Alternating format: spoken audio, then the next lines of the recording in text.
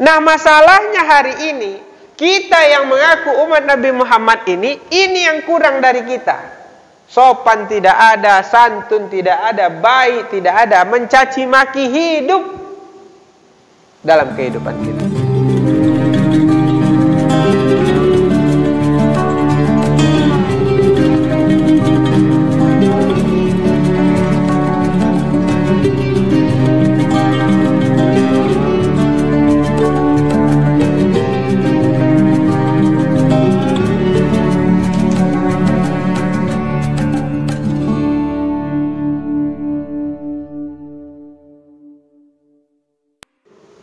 A'udzubillahi minasyaitonirrajim. Bismillahirrahmanirrahim. Hayyukum bitahiyyatil Islam. Assalamualaikum warahmatullahi wabarakatuh.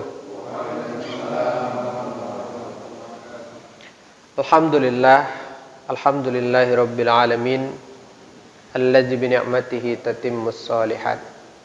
Asyhadu an la ilaha illallah rabbul makhluqat wa asyhadu anna sayyidana Muhammad sayyidus sadan, amma ba'du. Alhamdulillah, kita bersyukur kehadirat Allah Subhanahu wa taala. Pada malam ini kita diberikan nikmat iman Islam, nikmat kesehatan, kesempatan. Tapi yang lebih daripada itu adalah nikmat hidayah. Allah kasih kita hidayah sehingga sampai di masjid ini menghadiri kajian kita yang biasa. Ini yang paling penting sebenarnya.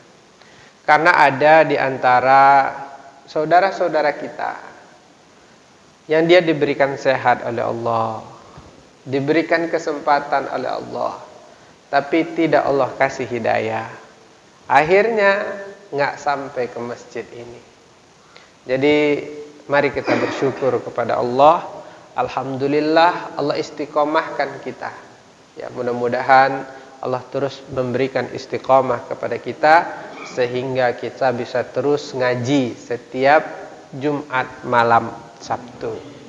Mudah-mudahan Allah senantiasa memudahkan langkah kaki kita dan Allah berikan kita pahala yang berlipat ganda atas apa yang sudah kita lakukan, hendaknya amin ya rabbal alamin. Allahumma salli ala sayyidina Muhammad wa ala ali sayyidina Muhammad.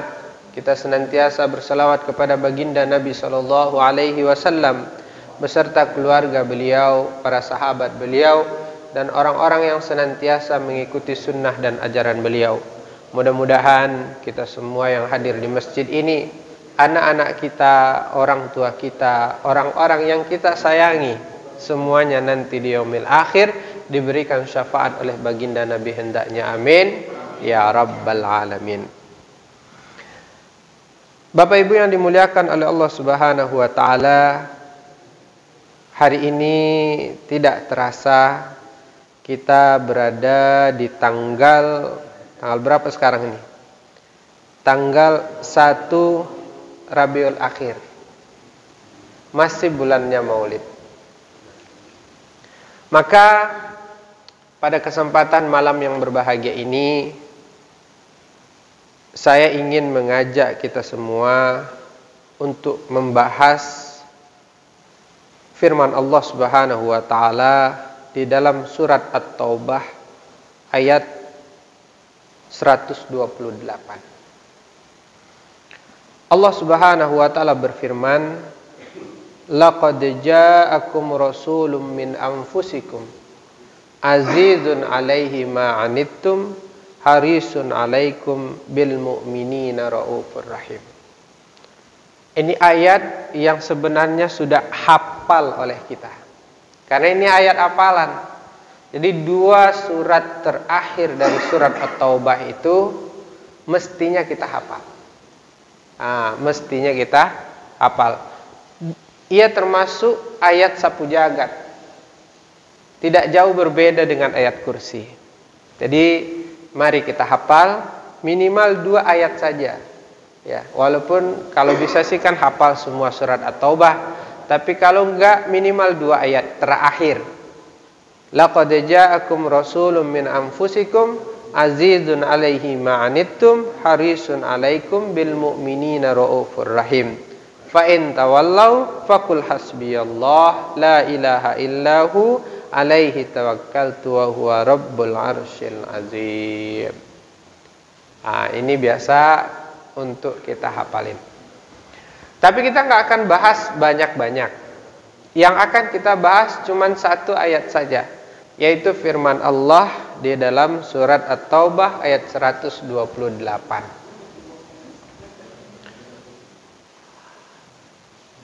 Apa inti dari ayat ini? Apa sebenarnya isi dari ayat ini?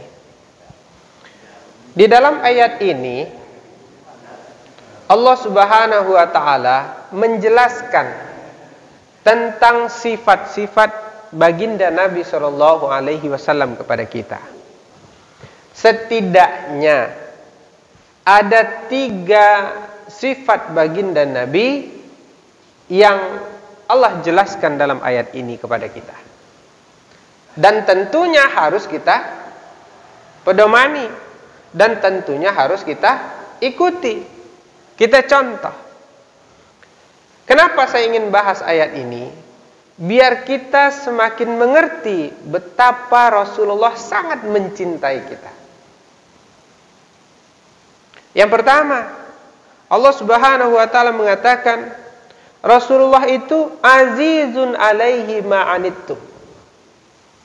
Rasulullah itu sangat berat penderitaannya. Ya.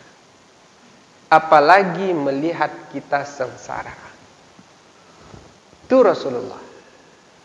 Jadi Rasulullah itu adalah manusia yang paling berat penderitaannya. Bahkan Imam Asy-Sya'rawi mengatakan, di dalam tafsir Asy-Sya'rawi, penderitaan Rasulullah itu, beratnya beban Rasulullah itu, beban Rasulullah itu sangat berat. Bahkan bebannya itu tidak hanya di dunia, bahkan nanti di akhirat Rasulullah itu bebannya adalah yang paling berat. Bahkan diceritakan nanti di yaumil mahsyar itu semua umat mendatangi nabinya masing-masing untuk meminta syafaat. Umat Nabi Adam mencari Nabi Adam alaihissalam, meminta syafaat kepada Nabi Adam. Umat Nabi Nuh minta kepada Nabi Nuh untuk diberikan syafaat, mencari Nabi Nuh. Seluruh umat sampai ke Nabi Isa alaihissalam, umat Nabi Isa mencari nabinya untuk meminta syafaat. Tetapi apa yang terjadi? Para nabi tersebut tidak bisa memberikan syafaat kepada mereka. Bahkan para nabi itu mengatakan, mintalah syafaat kepada baginda Rasulullah sallallahu alaihi wasallam.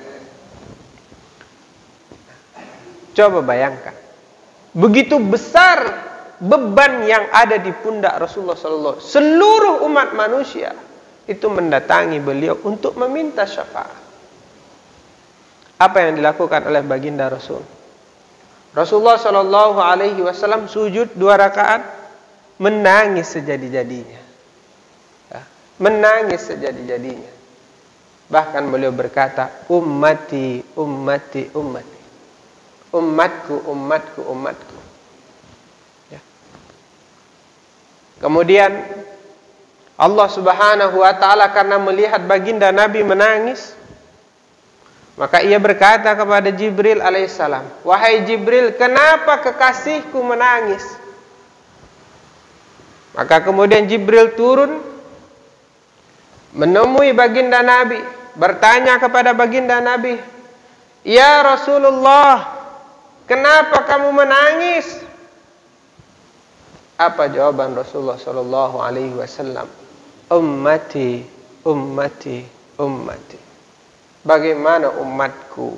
Bagaimana umatku? Bagaimana umatku? Apa yang kamu inginkan? Allah menyuruh aku bertanya kepadamu, apa yang kamu inginkan? Maka kemudian Rasulullah sallallahu alaihi wasallam katakan, Allah tahu apa yang ada di dalam hatiku. Katakan kepada Allah, Allah tahu apa yang ada di dalam hatiku. Maka kemudian Jibril kembali kepada Allah. Jibril berkata kepada Allah seperti yang disampaikan oleh Nabi. Lalu kemudian Allah berfirman kepada baginda Nabi dan Jibril, "Wahai Muhammad, persaksikanlah bahwa seluruh umatmu sudah aku ampuni." Begitulah baginda Nabi Shallallahu Alaihi Wasallam. Beliau selalu ingat kepada kita umatnya. Bahkan diceritakan sebelum beliau meninggal, beliau senantiasa berbisik, "Umatku, umatku, umatku." Sayangnya baginda Nabi Shallallahu Alaihi Wasallam kepada kita. Ya. Begitulah Nabi kita. Bahkan Nabi suatu ketika, kata Sayyidina Anas bin Malik, pernah menangis.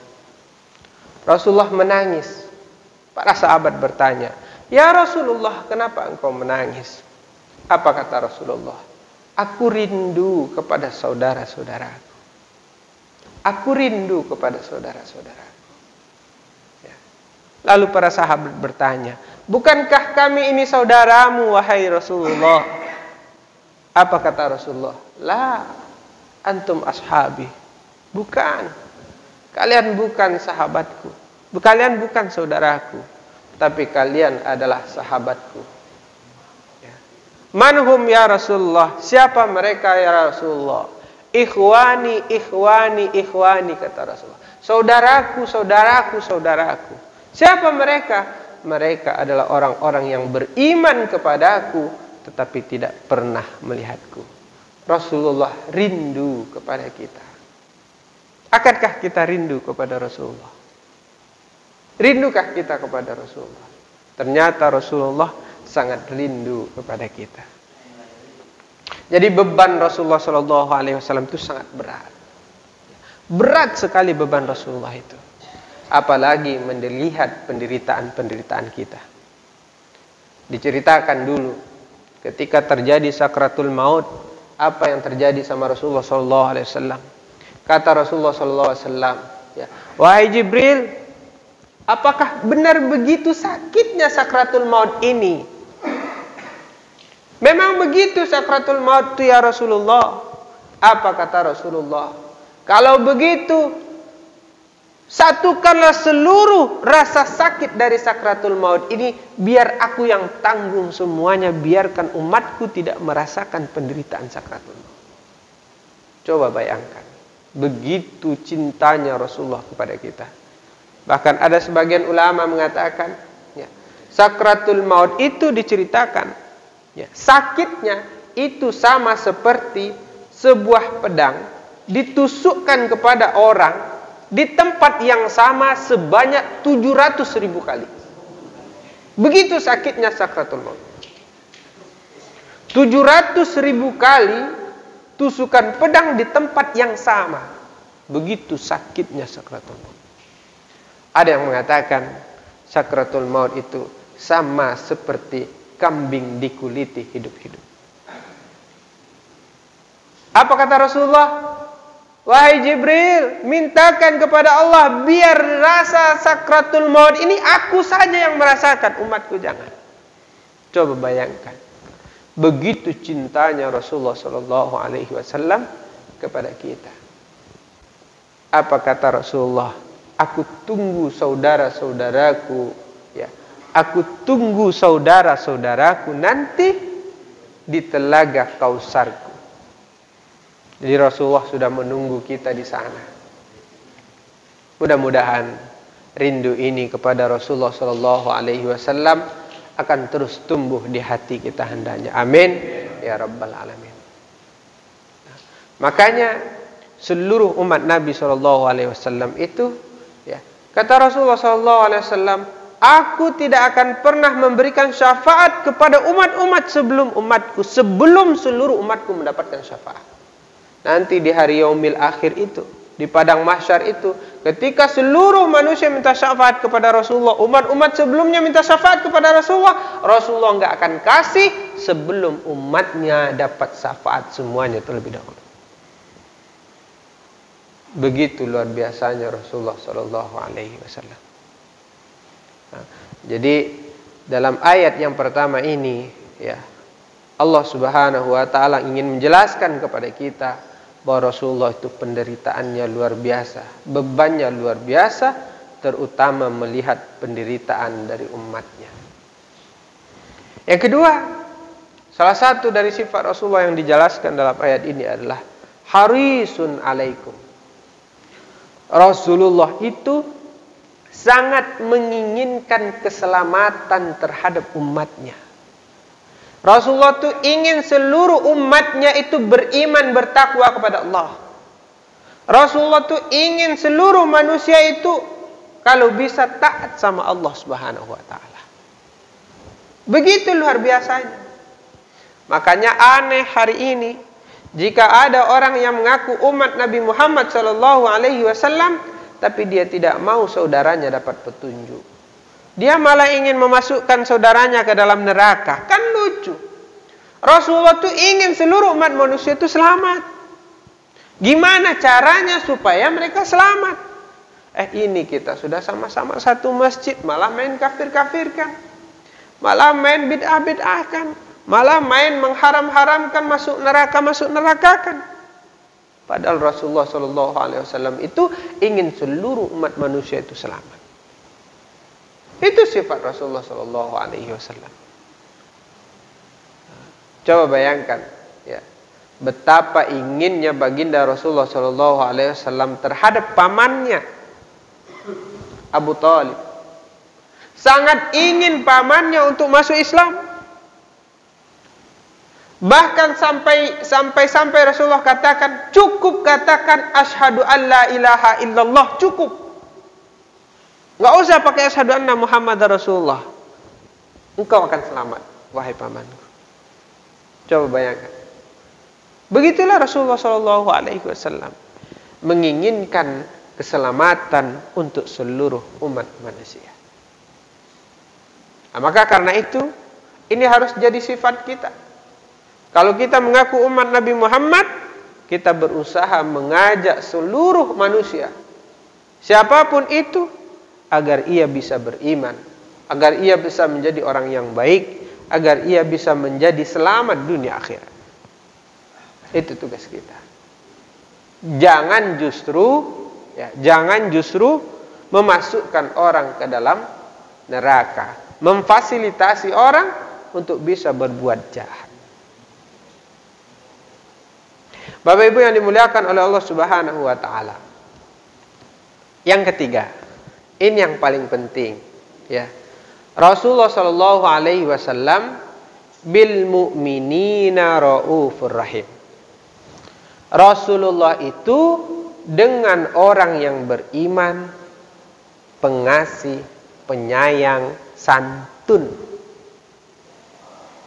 Ini penting. Rasulullah itu penyantun, sopan, baik kepada orang yang beriman. Bahkan dikatakan tidak kepada orang beriman saja, kepada non-muslim saja, itu Rasulullah sangat baik, sangat sopan, sangat santun. Apalagi kepada orang yang beriman, kepada orang Islam. Nah, masalahnya hari ini, kita yang mengaku umat Nabi Muhammad ini yang kurang dari kita.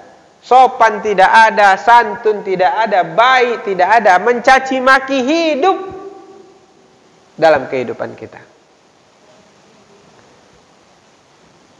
Diceritakan oleh Sayyidina Anas bin Malik radhiyallahu anhu. Apa kata beliau? Ana khadim Rasulullah sallallahu alaihi wasallam. Saya ini pembantu Rasulullah sallallahu alaihi wasallam. Dikatakan saya menjadi pembantunya Rasul itu dari Rasulullah masuk Madinah sampai Rasulullah meninggal. 10 tahun. Beliau menjadi khadimnya Rasulullah sallallahu alaihi wasallam. Apa kata beliau? Selama saya menjadi khadimnya Rasulullah, menjadi pembantunya Rasulullah, Rasulullah tidak pernah berkata kasar kepada saya. Rasulullah tidak pernah memukul saya. Rasulullah tidak pernah berkata kotor kepada saya. tidak pernah menghardik saya, tidak pernah memaki saya. Coba bayangkan, kepada khadimnya saja Rasulullah tidak pernah melakukan itu. Kita yang banyak hari ini, kepada istri kita kurang ajar kita. Dicaci, dimaki, dipukul, kadang KDRT dalam rumah tangga. Lalu kita mengaku sebagai umat Nabi Muhammad. Lalu kita mengaku pengen mendapatkan syafaat dari baginda Nabi. Padahal perangai kita enggak ikut Nabi sama sekali. Bukankah Rasulullah SAW mengatakan khairukum khairukum li ahli? Sebaik-baik kalian adalah orang yang paling baik kepada keluarganya. Wa ana khairukum li ahli, kata Rasulullah. Dan saya adalah orang yang sangat baik kepada keluarga saya, kepada istri saya, kepada anak saya, kepada tetangga saya, kepada sanak famili saya, kepada teman-teman saya. Saya baik. Saya sopan, saya berkata baik, ramah, rahim, penyayang. Tapi kalau seandainya kita sama istri kita aja kagak jelas, ya main tangan, mulut kagak bisa dijaga, ngapain kita mengaku sebagai orang beriman? Ngapain kita mengaku sebagai pengikut Nabi Muhammad SAW? Nabi itu bil mu'minina raufur rahim. Nabi itu dengan orang yang beriman, beliau orang yang rauf dan rahim. Dalam sebuah hadis yang kita hafalin bersama-sama, al-muslim man salimal muslimun min lisanihi wa yadihi. Orang yang muslim itu adalah orang yang menjaga, ya, yang tidak pernah melukai saudaranya, ya, dari lisannya ataupun disebabkan oleh tangannya. Itu orang yang Islam. Terjaga saudaranya dari lisannya, dari tangannya. Itu orang yang Islam.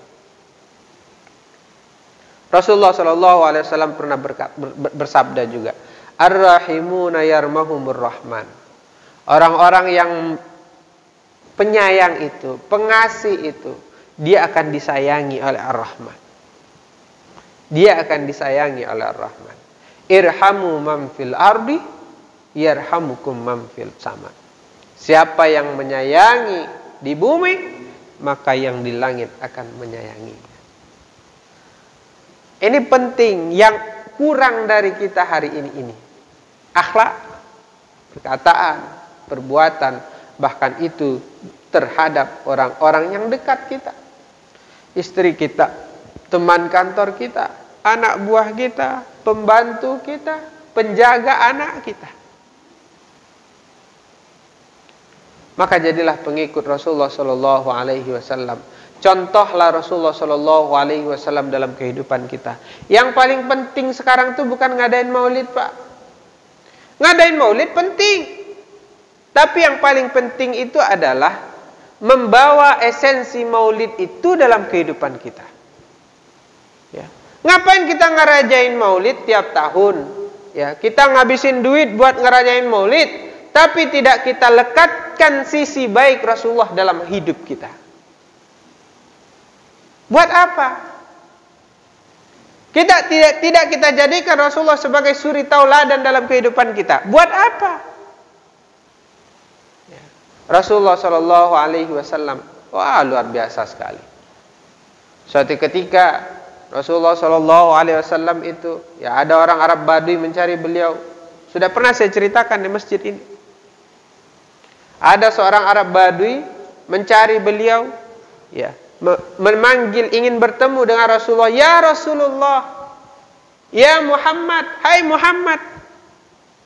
Dia masuk ke Masjid Nabawi, dia lihat ke dalam Masjid Nabawi. Tidak ada satupun orang yang duduk, ternyata duduknya semuanya sama, pakaiannya sama. Itulah baginda Nabi. Dia pakaiannya sama dengan sahabat-sahabatnya. Enggak mewah pakaian Nabi, padahal ia adalah pimpinan umat. Enggak mewah, sama dengan pakaian sahabat-sahabatnya. Duduknya pun sama rendahnya. Begitulah Nabi kita. Sampai Arab Badui itu bertanya, ayyukum Muhammadun, siapa di antara kalian yang namanya Muhammad?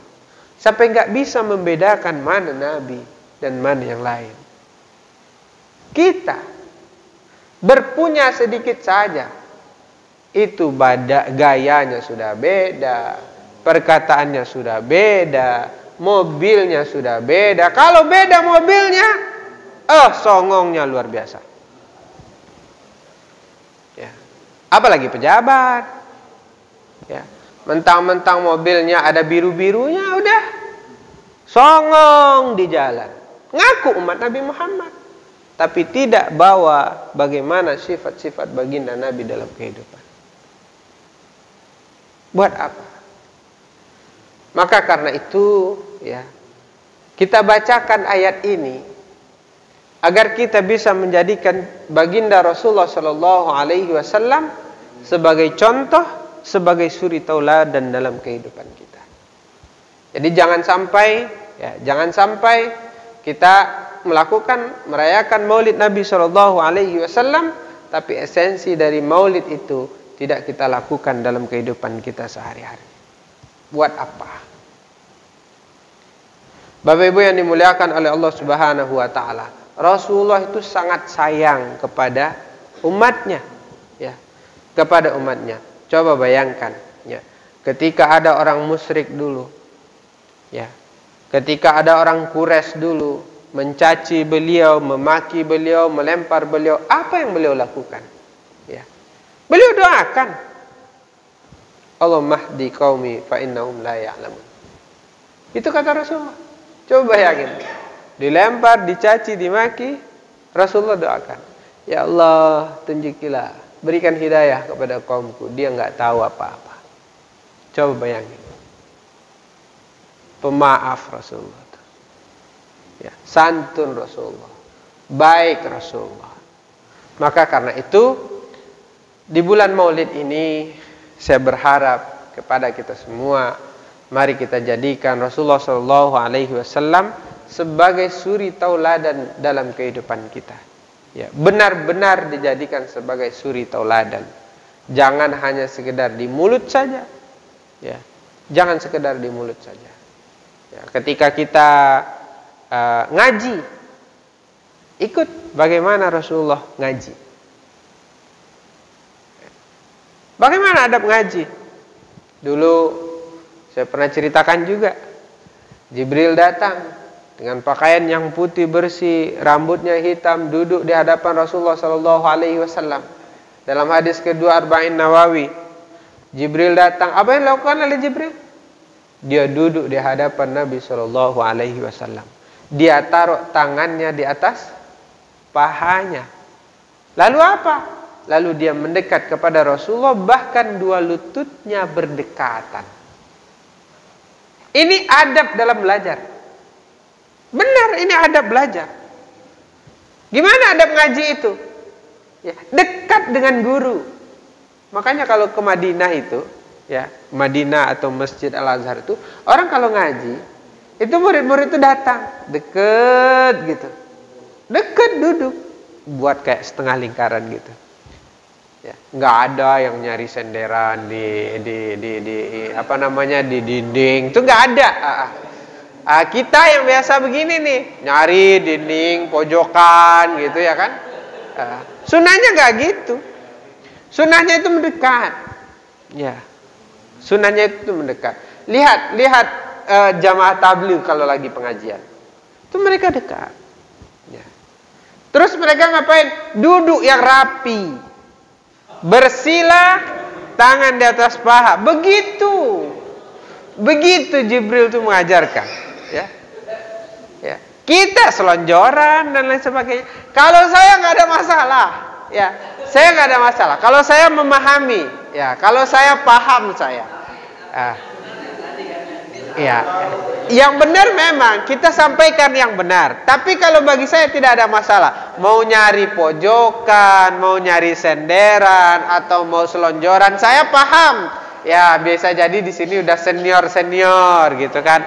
Usia udah lumayan. Tapi memang begitu Rasulullah ajarkan. Karena ilmu itu pun, Ilmu itu ketika kita menghadapkan diri kepadanya 100%, itu belum tentu lekat di kepala kita 70-80%. Nah, jadi mari kita contoh baginda Rasulullah SAW dalam setiap seluk-beluk kehidupan kita. Dan Rasulullah sudah contohkan, kalau mau jadi petani, jadi bagaimana petaninya Rasulullah, kerja kerasnya Rasulullah. Rasulullah itu berusaha dengan tangannya sendiri. Ya, berusaha dengan tangannya sendiri. Coba bayangkan, ketika pindah ke Madinah, ya, Rasulullah itu hijrah ke Madinah usia berapa? 53 tahun. Usia 53 tahun. Ketika pergi ke Madinah, ya, sekitar 1 bulan di Madinah, apa yang dikatakan oleh Rasulullah? Saya ingin belajar bertani. Coba bayangkan. Karena Madinah itu adalah pertanian, banyak pertanian. Apa kata Rasulullah? Saya ingin belajar bertani. Di usia 53 tahun. Apa kata orang-orang Ansor? Rasulullah, engkau enggak usah bertani ya Rasulullah. Enggak usah bertani, kami aja yang bertani. Nanti hasilnya kami berikan kepada engkau. Engkau duduk-duduk saja ya Rasulullah. Engkau pemimpin umat, engkau raja di atas raja. Apa kata Rasulullah SAW? Enggak. Lah, aku mau belajar bertani karena bertani itu bagus. Ya. Aku tidak mau menerima pemberian. Ya. Karena aku, kata Rasulullah SAW, laki-laki itu harus berusaha. Dan sebaik-baik rezeki adalah, sebaik-baik yang kita makan adalah sesuatu yang kita usahakan dengan tangan sendiri. Itu kata Rasulullah. Coba bayangin. Lah kita, usia belum berapa, paling 45 tahun, 50 tahun, kerja udah kagak mau. Ya usaha udah kagak mau. Lebih suka goyang-goyang kaki saja. Nah, itulah. Rasulullah sendiri usia 53 tahun baru mau belajar bertani. Itu contoh kita. Itulah suri tauladan kita. Bapak Ibu yang dimuliakan oleh Allah Subhanahu wa taala, untuk pembuka tidak banyak ya. Karena katanya ada yang akan banyak bertanya. Jadi saya tidak banyak menyampaikan materi pada hari ini, cukup setengah jam saja. Karena kemarin ada permintaannya, Ustadz materinya jangan panjang-panjang. Ada materinya jangan panjang-panjang, biar nanti kita berleluasa untuk bertanya. Baik, tidak banyak, hanya itu dulu untuk sementara. Nanti kalau tidak ada yang bertanya baru kita sambung. Terima kasih banyak Bapak Ibu. Kalau ada yang mau bertanya 1-2 dipersilahkan, bebas mau tanya apa saja.